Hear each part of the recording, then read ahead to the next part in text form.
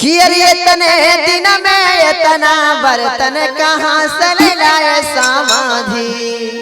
कि अरे चोरी कैला डकैती कैला पॉकेट मारी कैला समाधि कह के कैसे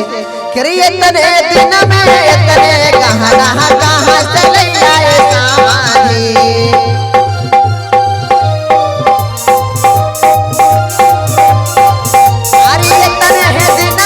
बर्तन कहाँ से लाए समाधि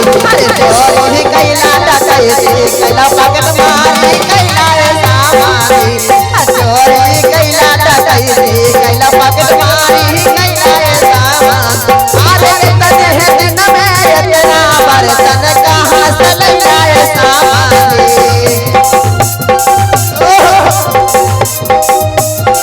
अरे चोरी कैला डकैती कैला पॉकेट मारी कैला समाधि चोरी कैला डकैती कैला पॉकेट मारी कैला समाधि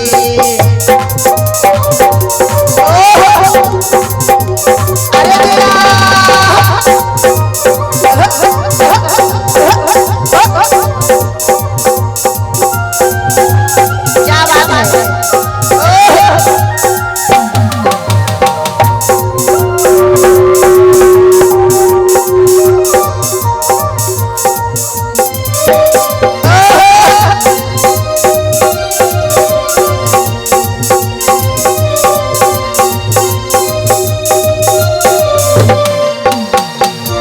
मौसी की तरफ से नन्हे बोल रहे हैं कि मौसी उनके तरफ से बहुत बहुत आशीर्वाद आता है। माइन के सारे मनोकामना को पूर्ण करेंगे और महादेव हमेशा जय जयकार रखेंगे। और का सखी सब गरिया बात है मैया बेचला की मौसी बेचला भौजी बेचला बेचला भौजी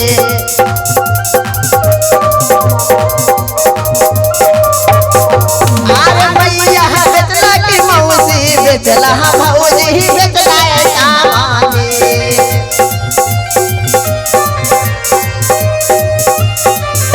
सब केहू कहता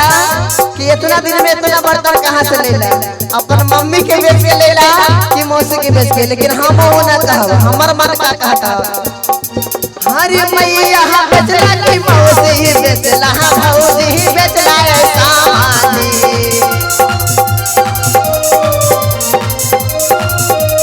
अरे मोर मनवा काहे अपन बहिनी के बेचला समाधि मोर मनवा काहे अपन बहिनी बेचला समाधि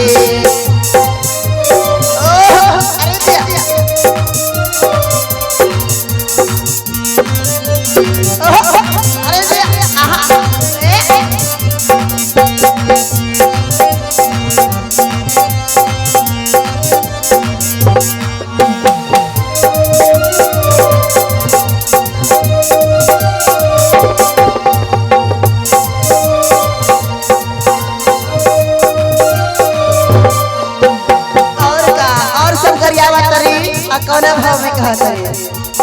इतने दिन में इतना गहना कहाँ से ले लाए सारा अरे इतने दिन में इतना गहना कहाँ से ले लाए सारा अरे मैया बेचला की मौसी बेचला भौजी बेचला समाधि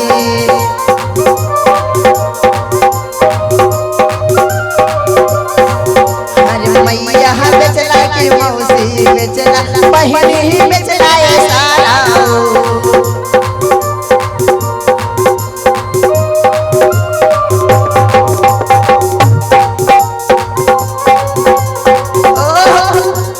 अरे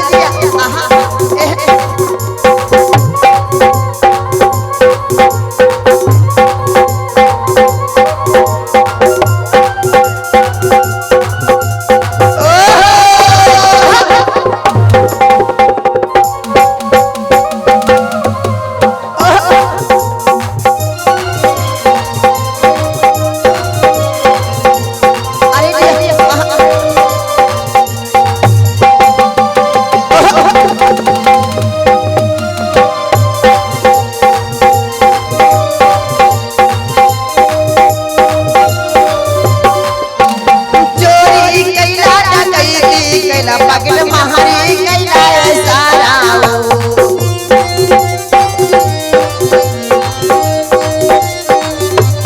चोरी कैला डकैती कैला पकड़ महारी कैला सारा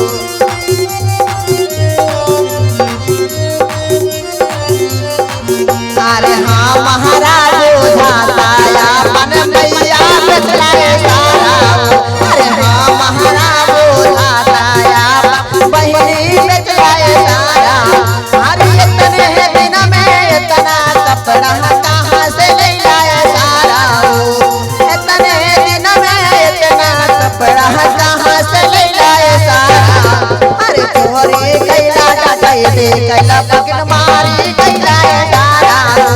चोरी कैला डकैती कैला पकड़ मारी कैला सारा अरे मैया बेचला के मौसी बेचला बहनी बेचला सारा